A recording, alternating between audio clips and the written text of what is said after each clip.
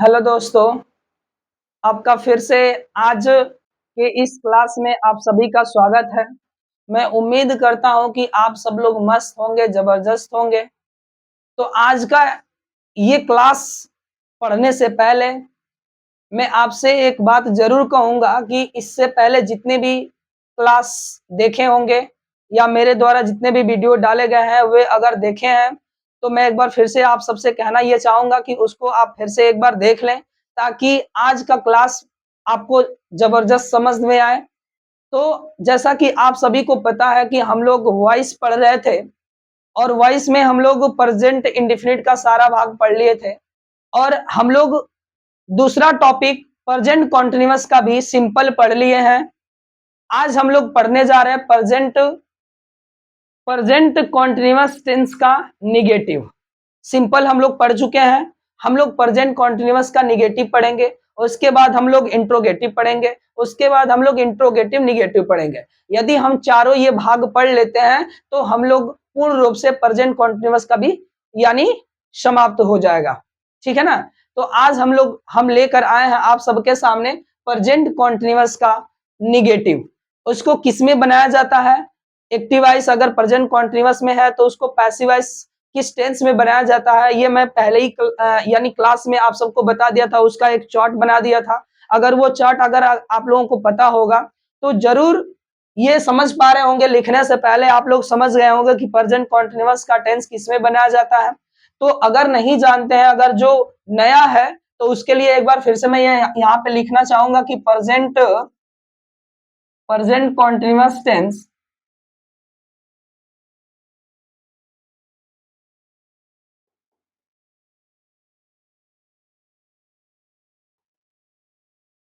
Present continuous tense में ही बनाया जाता है।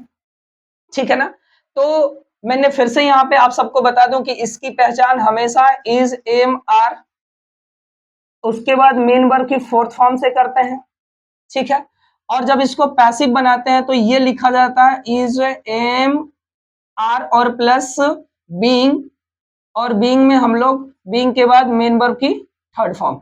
ये आपका पैसिव वॉइस में होता है और ये आपका एक्टिव वॉइस में होता है। ठीक है ना? तो हम इसका कौन सा पढ़ने वाले हैं? निगेटिव। आप सब लोग निगेटिव का हिंदी अर्थ जानते होंगे, नकारात्मक। ठीक है ना? आज हम लोग निगेटिव पढ़ेंगे। तो जैसा कि मैं आप सबसे वादा करके रखा हूं कि कोई भी एग्जाम्पल बनाने से पहले, आपके सामने रखने से पहले मैं वो चीजें आप सबको बता दूंगा, ताकि आपको किसी भी प्रकार का कोई भी दिक्कत नहीं होगा। वो चीजें मैं आप सबको रोज क्या बताता हूं, है ना? तो आपको यहाँ पे फिर से लिख दे रहा हूं कि स्ट्रक्चर में आप सबके सामने रखता हूं, ताकि आपको कोई भी प्रकार का किसी भी तरह का समस्या ना हो। इसलिए मैं आप सबके सामने स्ट्रक्चर लिखते हैं, है ना? ताकि आप लोग भी खुद मेरे से पहले एग्जाम्पल बना ले, है ना? तो यहाँ पे हम स्टार्ट करते हैं स्ट्रक्चर सबसे पहले एक्टिव वॉइस का, है ना? तो सबसे पहले लिखेंगे हम लोग सब्जेक्ट। सब्जेक्ट लिखने के बाद यहाँ पे helping verb is, am, are लिखेंगे। इज, एम, आर के बाद हम लोग क्या लिखेंगे? नॉट लिखेंगे। नॉट के बाद मेन वर्ब की फोर्थ फॉर्म लिखेंगे। ठीक है ना? उसके बाद ऑब्जेक्ट लिखेंगे। ऑब्जेक्ट के बाद हम लोग क्या लिखेंगे? अदर, और लास्ट में क्या लिख देंगे?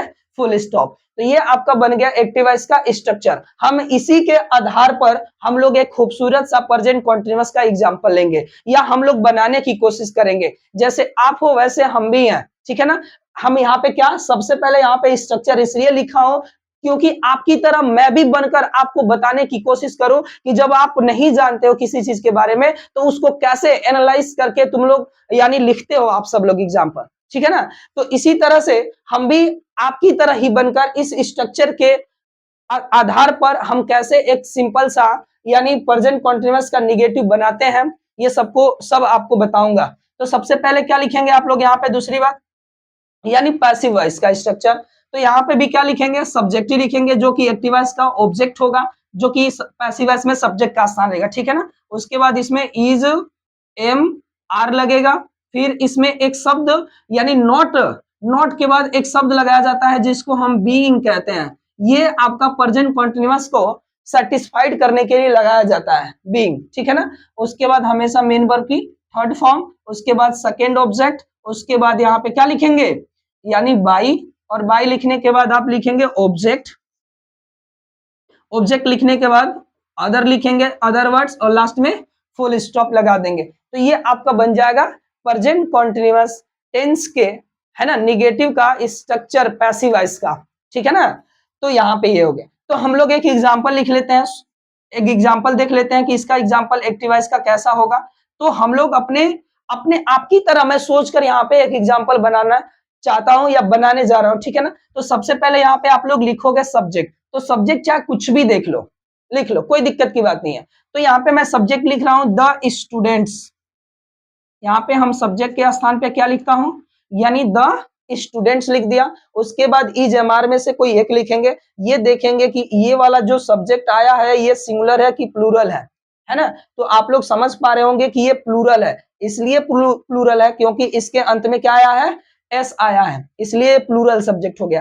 तो प्लूरल के लिए कौन सी हेल्पिंग वर्ब लगाई जाती है, तो यानी आर लगाई जाती है। तो यहाँ पे मैं आर लिख दिया, ठीक है ना। उसके बाद ये निगेटिव है, निगेटिव सेंटेंस है, तो यहाँ पे आप लोग नॉट लिखोगे। नॉट लिखने के बाद मेन वर्ब की फोर्थ फॉर्म, मेन वर्ब चाहे कुछ भी लगा दो। चलो मुझे एक मेन वर्ब याद आ गई, है ना, वॉच, है ना, ये मेन वर्ब की फर्स्ट फॉर्म है। अगर हम इसमें आईएनजी लगा देंगे तो ये बन जाएगा मेन वर्ब की फोर्थ फॉर्म, और ये बन गया मेन वर्ब की फोर्थ फॉर्म, ठीक है ना। उसके बाद हम लोग क्या लिखेंगे, ऑब्जेक्ट लिखेंगे। बिना ऑब्जेक्ट का कोई भी पैसिव बनाना संभव नहीं है। जब तक टेंस में ऑब्जेक्ट नहीं आ जाता तब तक उसका पैसिव बनाना असंभव है। तो यहाँ पे हमें ऑब्जेक्ट किसी भी स्थिति में लिखना ही लिखना है, चाहे हम अदर लिखे या ना लिखे, उससे कोई फर्क नहीं पड़ता, है ना। लेकिन हमें कम से कम subject, helping verb, main verb और ऑब्जेक्ट लिखना अनिवार्य है किसी भी टेंस में, तभी उसका पैसिव बनाया जा सकता है, अन्यथा उसकी पैसिव वॉइस नहीं बनाई जा सकती।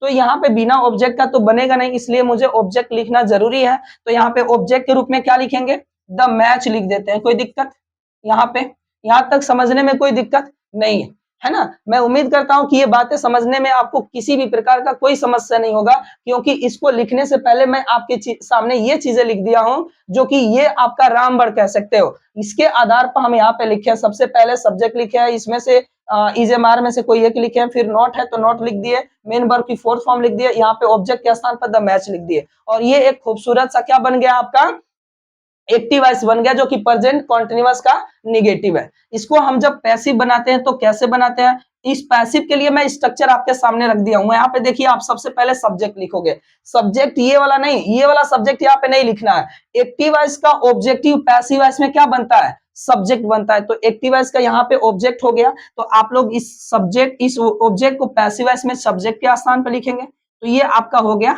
मैच।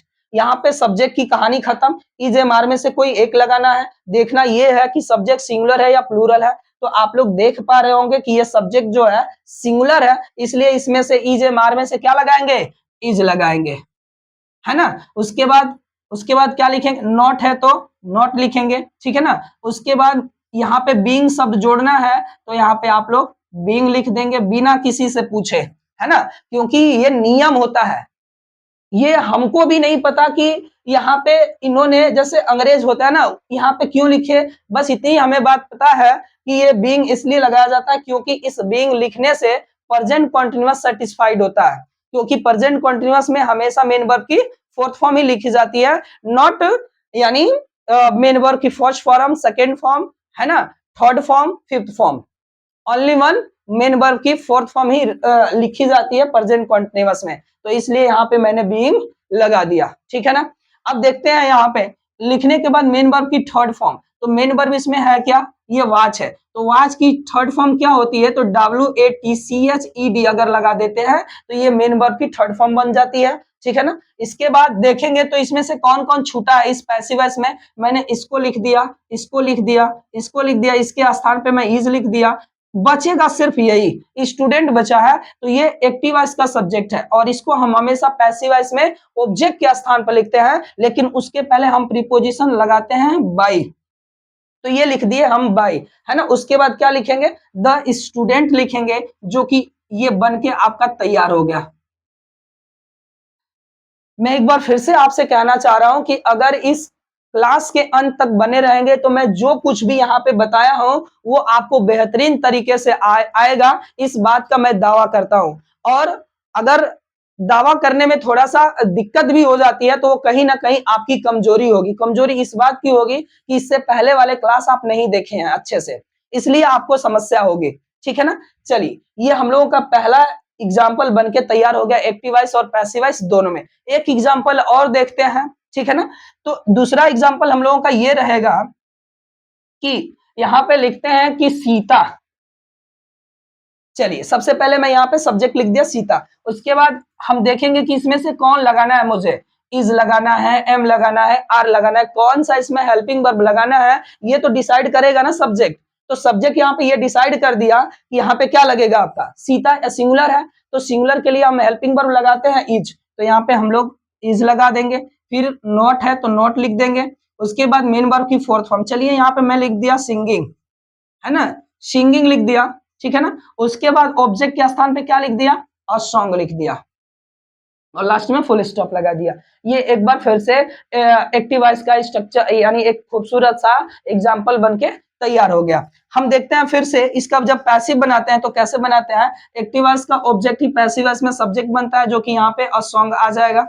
ये भी सिंगुलर ही है, तो इसके लिए मैं क्या लगा दूंगा, इज एम आर में से कोई एक लगा दूंगा। ठीक है ना। उसके बाद यहाँ पे नॉट है तो नॉट लगा देंगे। फिर यहाँ पे स्ट्रक्चर में बीइंग है तो बीइंग लगा दिए। ठीक है ना। उसके बाद मेन वर्ब की थर्ड फॉर्म लिखना है, तो यहाँ पे सिंग है, मेन वर्ब है, जो कि मेन वर्ब की फोर्थ फॉर्म के रूप में है। तो इसको जब हम थर्ड फॉर्म में लिखते हैं तो इसका थर्ड फॉर्म संग होता है, यस यू एन जी, जो कि मेन वर्ब की थर्ड फॉर्म है। ठीक है ना। अब देखेंगे इसमें बचा क्या है, मैंने इसको लिख दिया, इसको लिख दिया, इसको लिख दिया, इसके स्थान पे इजी लिख दिया, क्योंकि ये भी सिंगुलर, ये भी सिंगुलर है ना। बचेगा क्या, बस सीता। तो सीता के पहले हम बाय लगा देंगे, और यहाँ पे मैं सब्जेक्ट लिख दूंगा, ऑब्जेक्ट लिख दूंगा क्या, सीता, और लास्ट में फुल स्टॉप लगा दूंगा। ये हम लोगों का प्रेजेंट कॉन्टिन्यूअस टेंस के निगेटिव का दूसरा भी एक्टिव वॉइस और पैसिव वॉइस दोनों बन के तैयार हो गया, है ना। तो मैं उम्मीद करता हूं कि ये आप लोगों को ये क्लास बहुत ही अच्छा लगा होगा, क्योंकि मैं इसमें मेहनत के साथ आपको पढ़ा रहा हूं, समझा रहा हूं, ताकि आप अधिक से अधिक लोगों के पास शेयर करेंगे, है ना। और ये आज के लिए हम लोगों का बस इतना ही। अगला टॉपिक हम लोग कल स्टार्ट करेंगे। सिंपल पढ़ लिए, निगेटिव पढ़ लिए, और इंट्रोगेटिव हम लोग कल वाली क्लास में पढ़ेंगे। ठीक है ना। तो आप लोग रोज हमारे इस क्लास को देखा करिए, ताकि आपको किसी भी प्रकार का इस वॉइस में दिक्कत ना हो। ठीक है ना। Thank you for watch.